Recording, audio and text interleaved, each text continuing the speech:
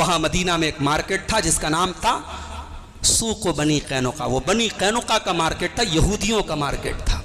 اور یہودی اس زمانے میں بھی بہت ہوشیار قوم تھی، بہت مکار لوگ تھے.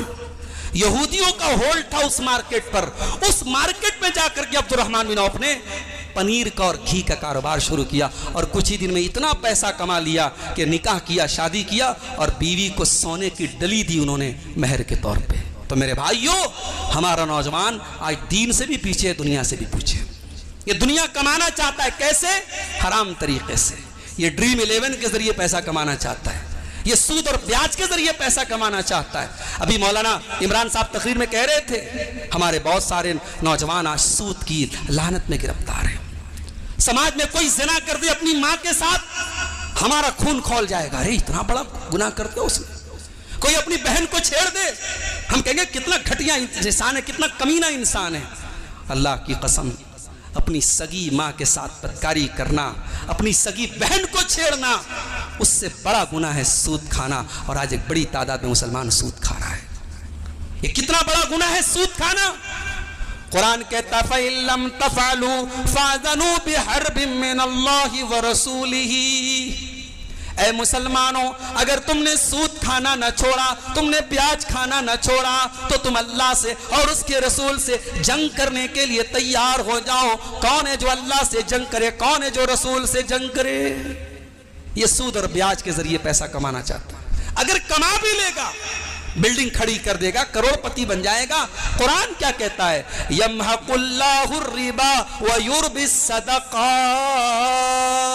اللہ سود کو مٹاتا ہے اور اللہ صدقہ خیرات کو بڑھاتا ہے. وہ بلڈنگ ایک دن گر جائے گی، وہ پیسہ ایک دن تباہ ہو جائے گا، وہ مال ایک دن برباد ہو جائے گا، گھر کی برکت کو ختم کر دے گا، گھر میں منحوسیت آ جائے گی، گھر کی برکت چلی جائے گی.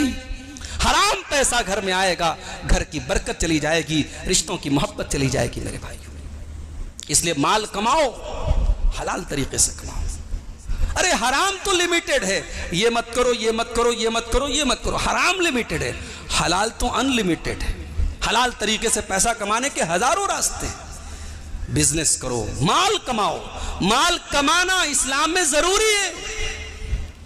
اسلام میں 5 ارکان ہیں: توحید، نماز، زکوٰۃ، روزہ، حج. حج کون کرے گا؟ جس کے پاس پیسہ ہو. آج کل میاں بیوی حج کرنے جانا ہے، 10 لاکھ روپیہ چاہیے. بغیر پیسے کے کیسے حج کریں گے آپ؟ زکوٰۃ دینا ہے، پیسہ چاہیے. روزہ رکھنا ہے، بظاہر روزہ رکھنے میں پیسہ نہیں چاہیے، مگر آپ پیسے والے ہیں، 10 لوگوں کو افطار کرا دیجئے.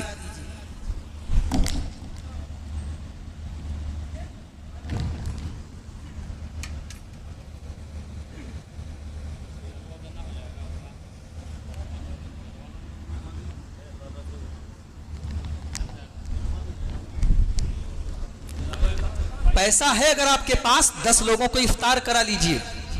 10 لوگوں کو افطار کرا کے 10 روزے کا ثواب آپ کو مل جائے گا. تو روزے میں بھی پیسہ چاہیے، زکوٰۃ میں بھی پیسہ چاہیے. اب بچ گئی نماز. نماز میں بھی پیسہ چاہیے. بھائی نماز آپ کیسے پڑھیں گے؟ اکیلے تو نہیں پڑھیں گے، نماز جماعت سے پڑھیں گے. کہاں پڑھیں گے؟ مسجد میں پڑھیں گے. اور کھریاواں والے تو مشہور ہے. ابھی ایک صاحب نے بتایا کہ کھریاواں کا آدمی پورے ہندوستان میں جہاں بھی گیا ہے وہ مسجد ضرور بنوایا ہے. یہ خاص بات ہے. تو مسجد کیسے بنے گی؟ پیسے سے بنے گی. تو پیسہ کمانا، یہ بعض لوگوں نے سمجھا کہ صاحب اسلام میں مال بڑی خراب چیز ہے. نہیں بھائی، مال بہت اچھی چیز ہے. اسلام مال کمانے کی تعلیم دیتا ہے. اسلام بھیک مانگنے کی تعلیم نہیں دیتا.